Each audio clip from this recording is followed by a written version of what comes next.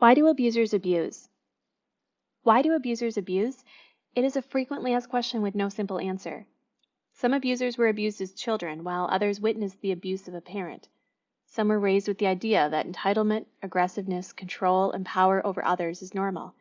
And yet others have mental illness, substance abuse, financial problems, criminal history, unemployment, or other problems, or a combination of these experiences. While the backgrounds vary from abuser to abuser, what doesn't vary, what we know for sure and what advocates and experts agree on, is that while these circumstances can contribute to abusive behaviors, they do not cause people to abuse others. Abuse is a choice. Do you know people who have experienced or witnessed abuse and don't abuse others? Who have mental health and substance abuse problems and don't abuse others?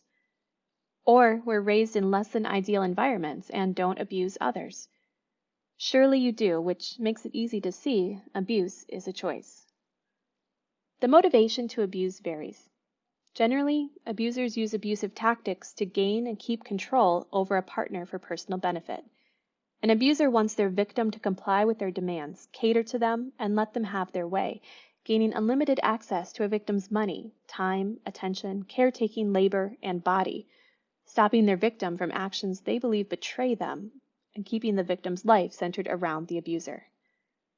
At their core, abusers have a distorted sense of right and wrong and an unhealthy value system.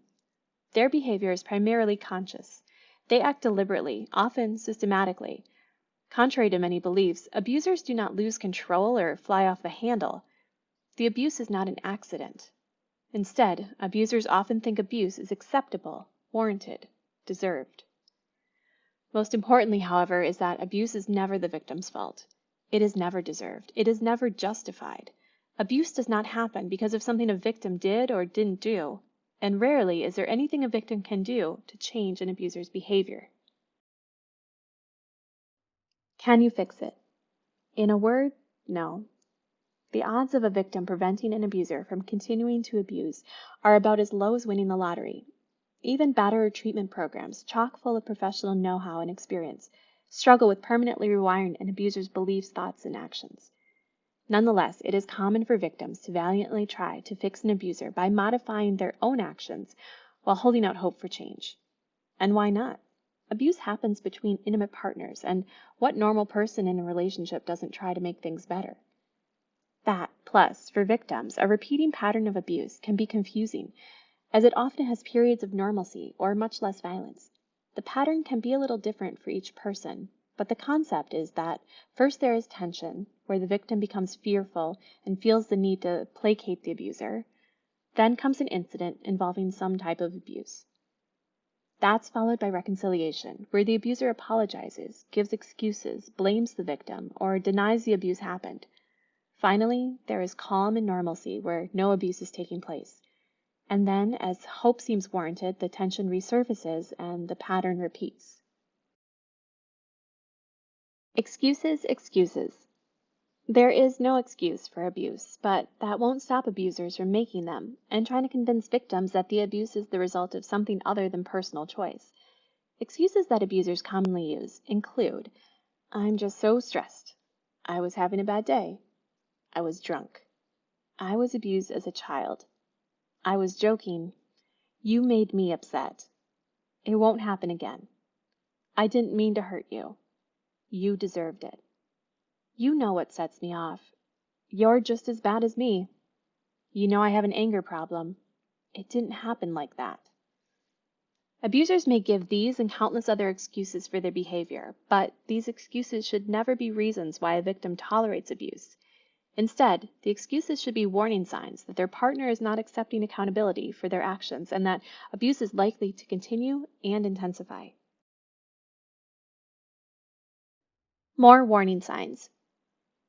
If you're not sure whether you're experiencing abuse, we have created another helpful video you may want to watch next called "Am I Being Abused?"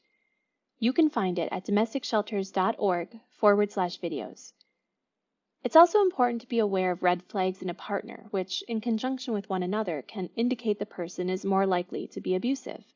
They include a prior history of being physically abusive, low self-esteem and emotional dependence, unhealthy prior intimate partner relationships, unhealthy family relationships and interactions, antisocial or borderline personality traits, anger and hostility, low academic achievement, dominance and control issues, marital conflict, fights, tension, and other struggles,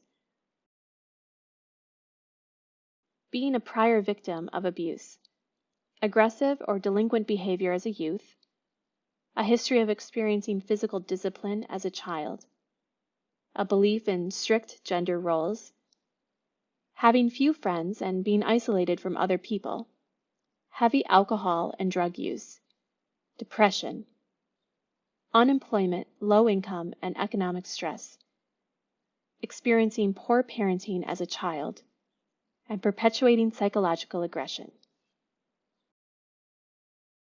It's not your fault. Finally, we want to underscore one more time, it is not your fault if you're being abused, or if you missed a red flag. Sometimes there are none. Sometimes we don't want to see them. It is not your fault if you never saw it coming. Abusers are cunning and manipulative individuals who prey on trusting and caring people. It is not your fault if you don't immediately realize what's happening is abuse. Abuse can start out so subtly you don't notice it for years. It is not your fault if you don't want to admit it at first, that what's going on is abuse. It's a scary thing to realize you're being abused, and it's sad to realize the person you may still care for is an abuser, and it can take a while to face that. It is not your fault if it took you a month, a year, or a decade to leave. There are many barriers that can stand in a survivor's way: threats of harm if they leave, financial concerns, lack of support, worries about losing custody of children, or threats to a family member's safety. If you're experiencing abuse and are ready to talk to someone, you can find a trained domestic violence advocate near you by visiting domesticshelters.org, clicking Find Help at the top of the page, and then entering your zip code. A list of nearby organizations will appear who stand by ready to help. You deserve a safe and healthy future.